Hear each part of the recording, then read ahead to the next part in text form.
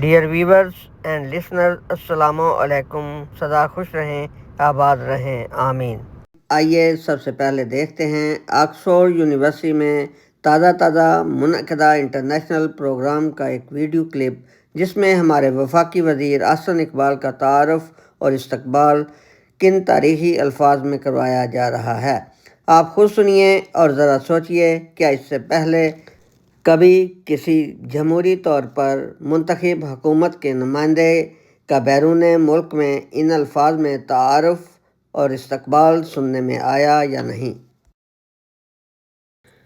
لیجئے سنیے ان کی آؤ بھگت کن الفاظ میں ہو رہی ہے۔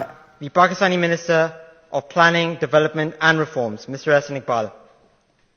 Now, I'm not at all surprised to see Mr. Ahsan Iqbal speaking on that side, attacking liberal democracy.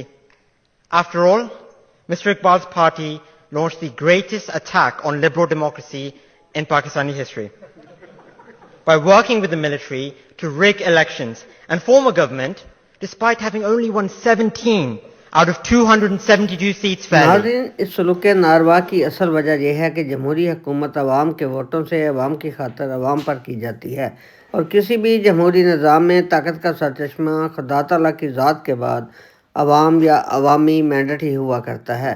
مگر جب یہ مینڈیٹ ہی سرے سے نہ ملا ہو اور حکومت نوٹوں اور طاقتوروں کے بل بوتے پر حاصل کی گئی ہو، تو پھر بیرونی طاقتور قوتیں اور حکومتیں ایسا ہی سلوک کیا کرتی ہیں، اور ناظرین، ایسی حکومت کو نہ تو ملک کے اندر اور نہ ہی ملک کے باہر کوئی پذیرائی حاصل نہیں ہوتی۔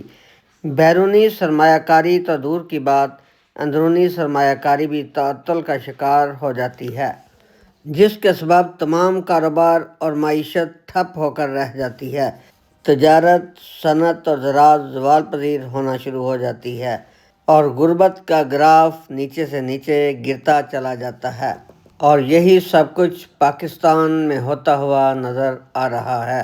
Thanks to watch and listen Dil Darya T V.